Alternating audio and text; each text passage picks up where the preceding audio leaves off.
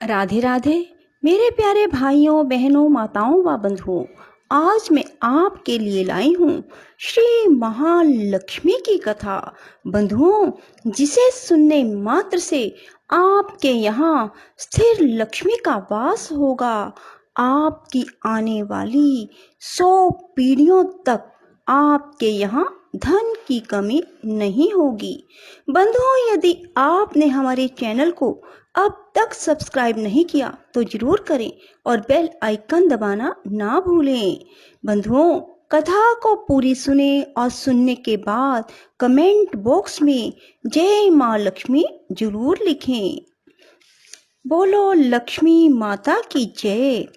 एक बार महाराज युधिष्ठिर ने श्री कृष्ण जी से पूछा, हे पुरुषोत्तम, विचार पूर्वक आप एक ऐसा व्रत बतलाइए जिसके करने से अपने नष्ट हुए स्थान फिर से मिल जाएं और सब प्रकार के ऐश्वर्य, पुत्र, आयु आदि फलों की प्राप्ति हो।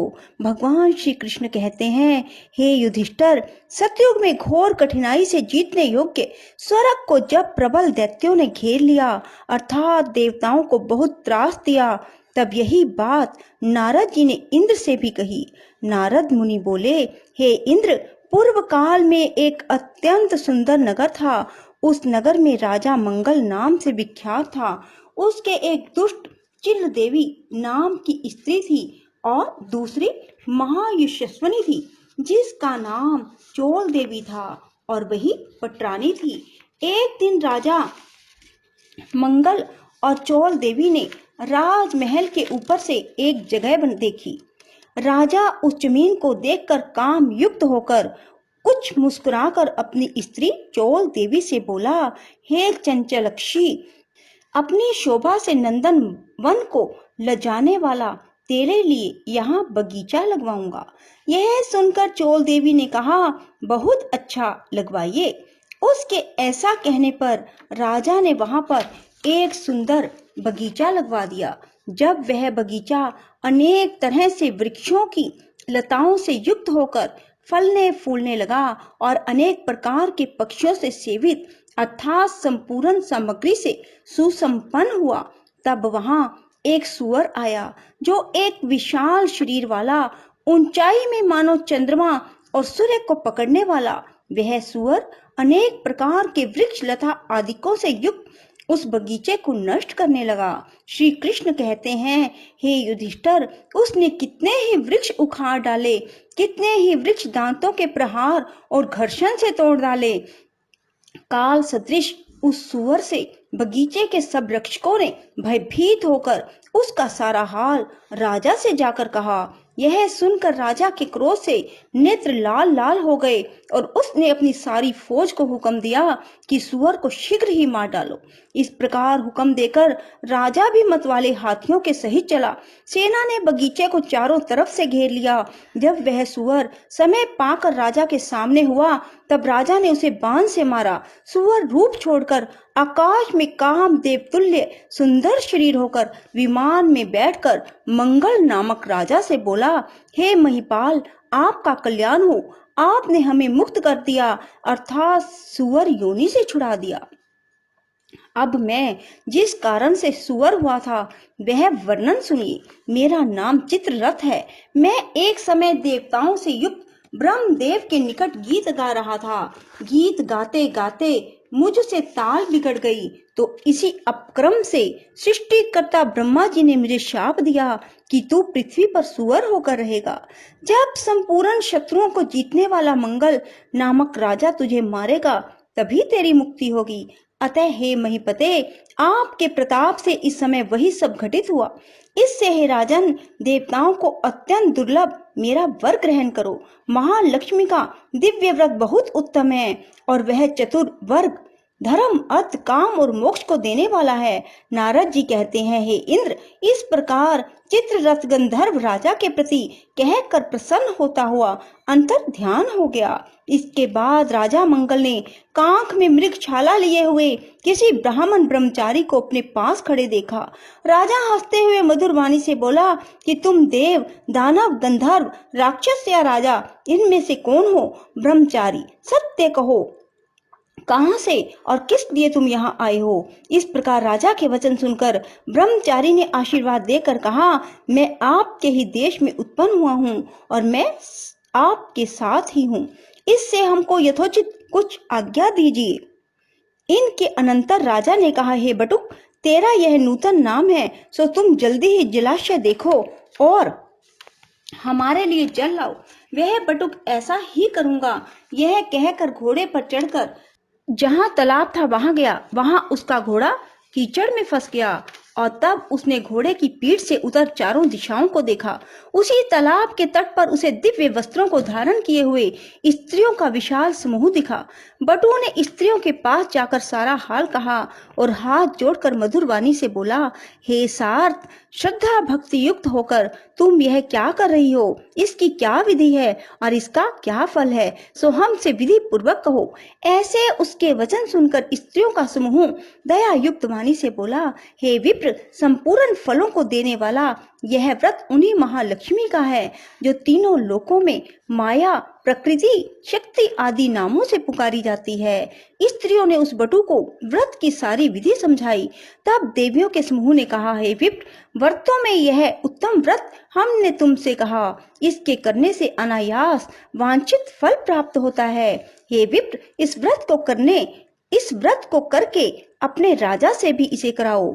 यह उत्तम व्रत श्रद्धावान को बताना, नास्तिकों के आगे व्रत को कभी प्रकाशित मत करना। इसके बाद ब्राह्मण ने उस स्त्री समूह को नमस्कार करके कीचड़ से घोड़े को निकालकर तत्पश्चात जल पीकर राजा के निमित्त कमल के पत्तों में जल लेकर घोड़े पर चढ़कर राजा के पास पहुंचा और पूर्वोक्त समस्त वृतांत कहा। नाना प्रकार की सामग्री से युक्त होकर राजा से भी उस व्रत को कराया। उस व्रत के प्रभाव से राजा सब राजाओं में श्रेष्ठ हुआ। एक बार जहां चोल देवी नाम की रानी थी वहां राजा मंगल गया और चोल देवी ने राजा की भुजा में डोरे को देखा और डोरे को देखकर रानी को अत्यंत क्रोध आया और मन में यह विचार कर क्रोधित होकर राजा के प्रति शंका करने लगी कि राजा शिकार के बहाने किसी और स्त्री के पास जाता है। उसने अपने सौभाग्य के लिए राजा के बाहू में डोरा डाल दिया है और इसी तरह मेरे देखने के लिए इस बटुक को भेजा है। अतः कुपित हो उस दुष्ट आत्मा ने कोप से उस डोरे को तोड़कर फेंक दिया। सामंत, मंत्री, भृत्यादिकों के सहित वन की वार्ता करते हुए राजा ने चोल देवी नाम की रानी के द्वारा डोरा तोड़ना, इस बात को राजा ने नहीं समझा। उसी समय दूसरी चिल देवी नाम वाली रानी की कोई दासी देखने को आई। उसने टूटे हुए डोरे को लेकर उसके व्रत आदि का महत्व बटुक से समझकर उस दासी ने अपनी रानी चिल देवी से उस व्रत को करने के लिए कहा। तत्पश्चात चिल देवी ने नूतन नाम बटुक को बुलाकर उस व्रत को किया। अनंतर 1 वर्ष के बीतने पर लक्ष्मी पूजा के दिन चिल देवी रानी के घर में बाजे गाजे, गाने, नाच आदि के शब्दों को राजा ने सुना। उस शब्द को सुनकर राजा ने नूतन नामक बटुक से कहा, आहा, आज लक्ष्मी के पूजन का दिन है, वह मेरा व्रत का डोरा कहाँ है? इस प्रकार राजा के पूछने पर बटुक ने डोरे के तोड़ने की बात कह सुनाई। उसको सुनकर मंगल राजा चोल देवी पर नाराज होकर कहने लगा, आज हम चिल देवी रानी के घर में पूजा करेंगे। तत्पश्चात नूतन के हाथ को पकड़कर मंगल राजा लक्ष्मी जी के पूजन के लिए चिल देवी के घर गए। लक्ष्मी जी वृद्धा और स्त्री का रूप धारण कर परीक्षा लेने के लिए चोल देवी के घर आई। उसको देखकर रानी ने कहा, हे दुष्टे, तू यहाँ से चली जा, तेरे यहाँ आने से क्या है? इस प्रकार उस दुष्टा रानी ने अत्यंत अपमानित होकर लक्ष्मी जी क्रोध करके चोल देवी से बोली, तूने जो मेरा अनादर किया है उससे तू शुकर मुखी हो। इस प्रकार रानी को शाप दे दिया। तभी से पृथ्वी पर यह मंगलपुर कोल्हापुर नाम से प्रसिद्ध हुआ। तत्पश्चात रानी की स्तुति करने पर महालक्ष्मी जी उसी रूप में चिल देवी के घर आई। चिल देवी ने बहुत प्रकार से मान पूर्वक महालक्ष्मी की पूजा की। तब लक्ष्मी जी वृद्धा रूप को छोड़कर प्रत्यक्ष हुई और रानी ने लक्ष्मी जी की पूजा की। तत्पश्चात लक्ष्मी जी प्रसन्न होकर चिल देवी से बोली, हे चिल देवी, मैं तुम्हारे पूजन से प्रसन्न हूँ, वर मांगो। तदंतर शुभ विचार वाली चिल देवी ने महालक्ष्मी से वर मांगा, हे देवी, जो कोई इस व्रत को करेगा, हे सुरेश्वरी, उसके घर को जब तक सूर्य चंद्रमा रहे तब तक ना छोड़ो और आज से यह राज संबंधी कथा संसार में विख्यात हो। और तुम्हारे प्रति हमारी भक्ति हो। जो सद्भाव से इस कथा को पढ़े या सुने उसको मन वांछित फल दो। महालक्ष्मी तथास्तु कहकर अंतर्ध्यान हो गई। तत्पश्चात मंगल नाम के राजा ने वहां आकर लक्ष्मी जी का पूजन परम भक्ति से चिल देवी रानी के सहित किया। तदंतर ईर्ष्या से दुष्ट आचार करने वाली चोल देवी को चिल देवी के गृह में आती हुई देखकर द्वारपालों ने रोका, तो वह क्रोध से जहां अंगिरा ऋषि रहते थे उस वन को चली गई। उन्होंने उसे शुकर देवी देखकर ज्ञान दृष्टि से विचार कर उस चोल देवी से लक्ष्मी जी का व्रत कराया। व्रत के करने से चोल देवी महातपस्विनी बनी। किसी समय में मंगल राजा ने मुनि से पूछा, यह स्त्री कौन है? तब उसका वृतांत मुनि ने राजा को कह सुनाया। राजा यह सुनकर चोल देवी को अपने साथ पुनः राज्य में ले आया। तब वहां आकर चोल देवी और चिल देवी दोनों प्रेम से रहने लगी। रानियों सहित राजा मंगल अनंत वर्षों तक राज्य करते रहे। यह नूतन बटुक मंगल राजा का मंत्री बना। महालक्ष्मी के इस व्रत के प्रभाव से अभीष्ट सिद्धि की प्राप्ति होती है। जिसने इस व्रत को किया उसे मन वांछित फल मिलता है। बोलो लक्ष्मी माता की जय। राधे राधे। जय श्री कृष्णा। बंधुओं, यदि आपको हमारी वीडियो पसंद आए तो इसे लाइक करें और शेयर भी जरूर करें। धन्यवाद।